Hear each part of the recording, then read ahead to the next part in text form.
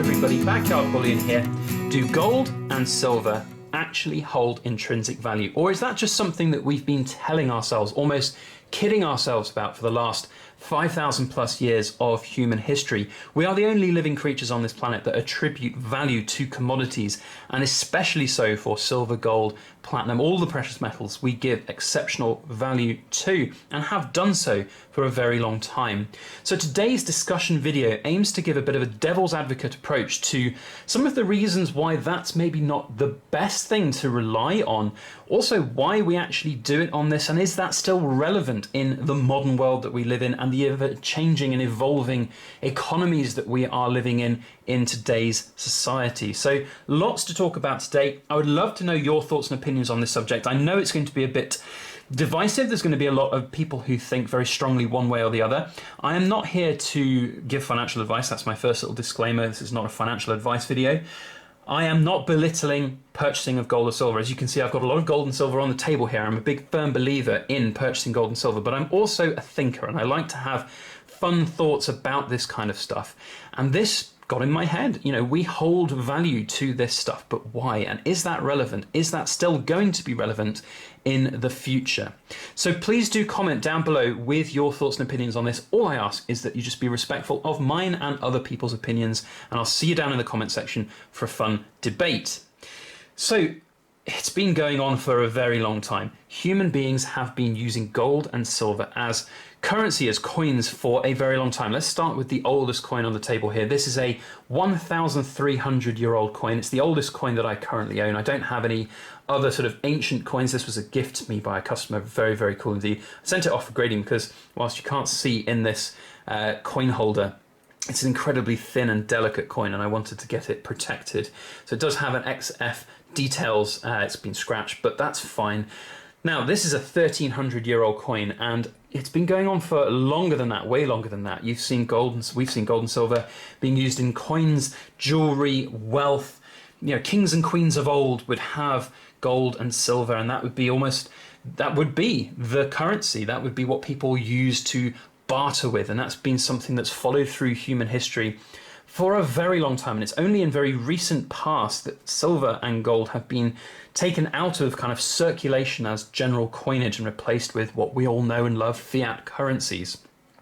But why was silver used as a currency form? Why was silver and gold so coveted? You know, you hear stories of wars being fought over gold and finding gold, and you know, it's coveting what your neighboring country had, invading for the gold mines, invading for everything. And it's, you know, it is something that has fueled human history, and there's no doubting that. But why?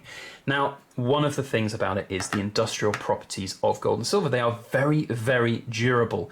You bury a bunch of gold coins in the ground, 2,000, 3,000, 5,000 years later, you can get them out of the ground, give them a little bit of a clean, and they're just as good as new. Gold is very durable. It lives on for a very long time. And if you're a king or queen of old and you have a significant amount of wealth and you want to pass it down through the generations for your family to come, and remember, people only lived 30, 40 years back 5,000 years ago at best, if they were lucky. And that would be, you know, gold and silver would be the solution to that. You would hold the gold and silver because it would stay in its form for a very long time. It's durable, especially in alloy form.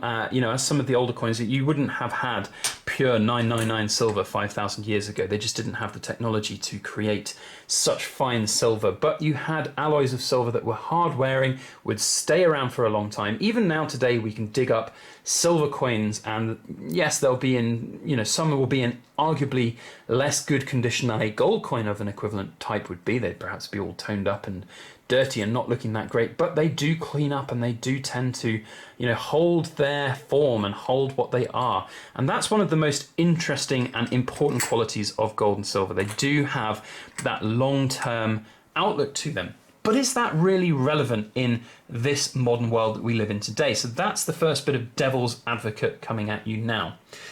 So the reason that we hold such intrinsic value to silver and gold, I think now, and one of the big arguments I always hear about it, is that industry loves silver. There's more silver that goes into industry than there is into stackers' pockets or government vaults. and it's an intrinsic part of how humans live in the modern world. Silver is in pretty much every piece of electronics out there. It's just a very, it's one of the best conductors out there. It's also fun to throw around the room, and that's rolled all the way onto the floor. So I'm just going to leave that one on the floor. It's very, very conductible. It's very malleable. It's very easy to work with. It doesn't have a ridiculously high melting point, and it's just something that can be used by many different companies and industries around the world. And that's definitely something to factor in, yes. But is that a real reason why we hold value to it? Well, us human beings are a very fickle bunch, aren't we? And, we have changing, the world is changing so fast. You look 50 years ago at the sort of, basically the exiting of the gold standards for for good, basically, with the United States moving away from it, various other countries all around the world, to coins which didn't have precious metals in them anymore. And there's definitely a reason for that. Silver has been growing in value because of its industrial capabilities, because of its industrial uses. And that definitely has a factor to play.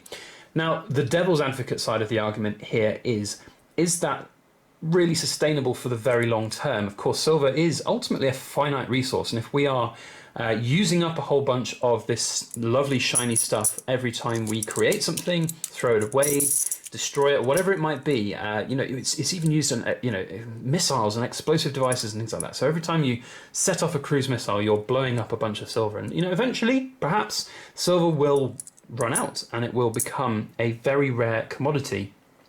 The argument there is if it becomes so rare, as some people think it might do, then that's one of the reasons why people stack silver. They say, it's going to become ridiculously valuable to the point where if you hold it, you'll be able to sell it to those industrial companies that need it for a very high inflated price and make lots of money. And it's best to hold it in its pure form, in a 999 form, because the companies then won't have to refine it. I just can't see that happening. There is so much silver in the world. Yes, the supply is dwindling and more coming out of the ground than ever in human history, but there's still probably an awful lot there, and I can't see any time soon, certainly in our lifetime or even our children or grandchildren's lifetime, there being such a shortage of silver that industry will start to pay thousands and thousands of dollars for it. Yes, it's a brilliant metal, it's a very conductive metal, and it's very efficient, but ultimately, humans will evolve. Humans have evolved and have technologically advanced. And if we are going to suddenly spend $10,000 an ounce on silver to make our iPhones, I think somebody is going to probably work out a slightly cheaper way of doing it, perhaps with copper or a different type of metal, or even a metal that is yet to be engineered. Who knows? So that's my argument there about that. Now, in terms of us humans giving value to something, this is the real kind of devil's advocate side of my argument that I want to present. Do we just give value to this stuff because that's what we've done for so long? It's human nature now. It's almost, we've been used to it for so long. That's just what we do. That's the real interesting argument here. And I think that that's something that people don't necessarily think about. We do it because we say we do it. And it's a similar thing to fiat currencies. We say that fiat currency has value. And even the most ardent, hardcore stackers out there who will put all of their money into silver or gold will have to admit that in this world that we live in, there is a need for fiat currency. There's a need, we are in a world where people won't accept this 1 ounce coin as payment for something. You go down to the shops, you get laughed out the shop, or someone will think you're trying to scam them. There is just not enough knowledge about this stuff to use it in everyday life, and that's the big problem. We still hold it intrinsically valuable, but we don't give it enough intrinsic value to use it in everyday society, which I think is really fascinating. But we do for fiat currency, and more so than silver or gold. There's so many more people in the world who actually hold silver and gold in less regard than fiat currencies, as you can see by the volume of number of people who actually stack gold or silver. By the way, this is one of my newest additions to my stack. It's a Isle of Man Noble Double Sovereign, and I will be featuring this on Friday in my episode of In Focus Friday. So if you want to find out more about this coin and have a nice closer look, then make sure you join me on Friday. But the point here is that we hold this stuff valuable in our own minds. We say to ourselves that gold and silver is value, and we also do the same for fiat currencies.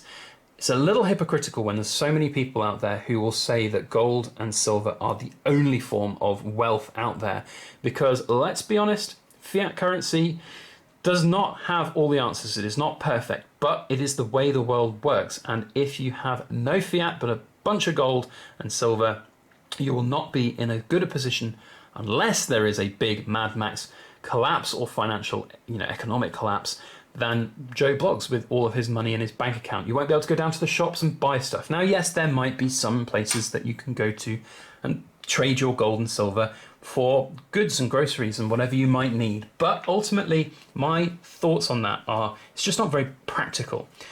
But yet we still have such high esteem for gold and silver, which is a little bit, I don't know, it's just a bit hypocritical of human nature, of human way of thinking, isn't it? That, a lot of the time we can be very critical of what we hold value to, but at the same time we give other things that have no necessarily intrinsic value a lot of value. And that's the point that I'm going to end on. So in this ever-changing world, and I see this quite a lot, I get a lot of comments on my YouTube videos. I've got nearly 880 videos, something like that, and I get comments on most of them every now and again. And a lot of them will have things that I've been critical about gold and silver, and people will say that they agree and they think that the next big thing is cryptocurrencies and that those will replace gold and silver as that thing which holds value. And yes, I can see that happening. I can definitely see that happening. Am I keen on that kind of thing happening? No, because ultimately cryptocurrencies, as with kind of fiat currencies, they hold no physical value. Or do they? Because we give them value. There's no doubt that these cryptocurrencies that are out there, Bitcoin, all of those are like, they do have people who are willing to part with cash, just as people are willing to part with cash to purchase silver. So really interesting kind of thought-provoking side of things here. And I hope you guys have enjoyed the kind of presentation on this. It's just me kind of having a good old think about what actually is important, what actually holds value. I will finish by saying, as I did at the start of the video, I'm a firm advocate of silver and gold being an important part of any kind of investment portfolio.